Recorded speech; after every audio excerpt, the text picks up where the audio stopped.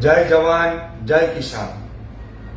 મારા ગુજરાતના વહાલા ખેડૂતો જે સંગઠિત થયા છો, ઝુંબેશ લડાવી રહ્યા છીએ અને એકબીજાને સાથ સહકાર આપી રહ્યા છીએ, તે બદલ તમામ ખેડૂત મિત્રોનો ખૂબ ખૂબ આભાર, ધન્યવાદ।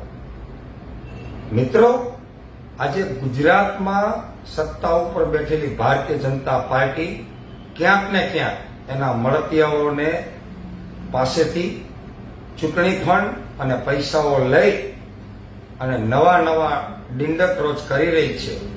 અત્યારે જે ગુજરાત સરકારમાં બેઠેલી ભાજપ સરકાર, ભાજપે નવો પરિપત્ર રિલીઝ કર્યો છે।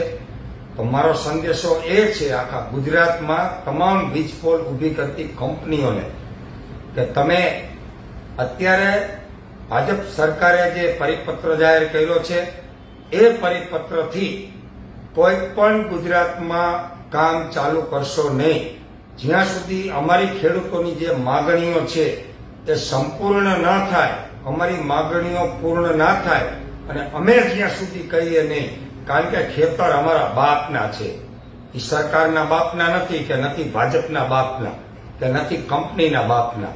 ખેતર અમારા બાપના છે, એનું વળતર લેવાનું નક્કી અમે કરશું, સરકાર નહીં નક્કી કરે।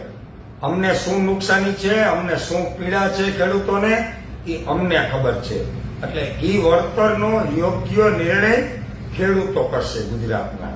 એટલે ક્યાંય કોઈ થાંભલો ખોલવાનું મહેરબાની કરીને પરિપત્રના ભાગથી, પરિપત્રની હવા રાખી ક્યાંય કામ કરતા નહીં, નહીતર જોવા જેવી થાય। આ પહેલી વાત।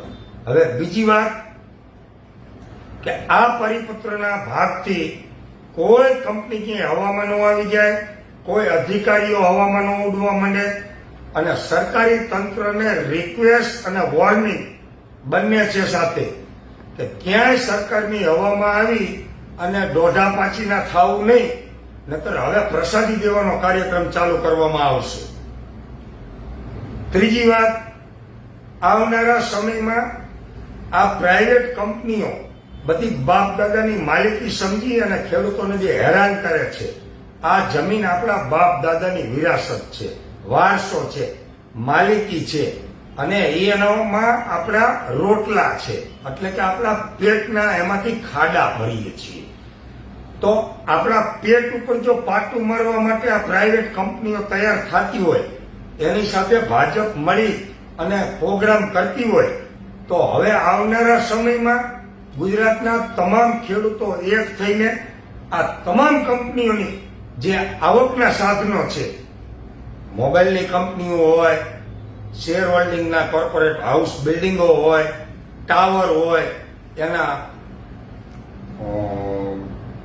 મોબાઈલની શોપો હોય, વગેરે વગેરે જે પ્રાઇવેટ કંપનીઓના આવકના સાધનો છે, જો એ આપણા પેટ ઉપર પાટું મારવા તૈયાર થઈ જતા હોય ભાજપ હારે મિલી ભગત કરીને, તો આવનારા સમયમાં વીજપોલ ઊભી કરતી તમામ કંપનીઓને ચેતવણી આપું છું અને ચેલેન્જ આપું છું અને વોર્નિંગ આપું છું કે ગુજરાતના ખેડૂતોની જ્યાં જરૂર પડશે એવી હું આગેવાની લઈશ, સાથે રહીશ અને તમારી નસબંધી કરશું। જો ખેડૂતોને સરકાર બનાવતા આવડતી હોય ને, ભાજપને બેસાડતા આવડતું હોય ને, તો એની નસબંધી કરતા આવડે અને પ્રાઇવેટ કંપનીઓને તમામના અમારા પેટ ઉપર પાટું મારશો તો તમારા રોટલા અભડાવશું। આ મગજમાં નાખી દેજો।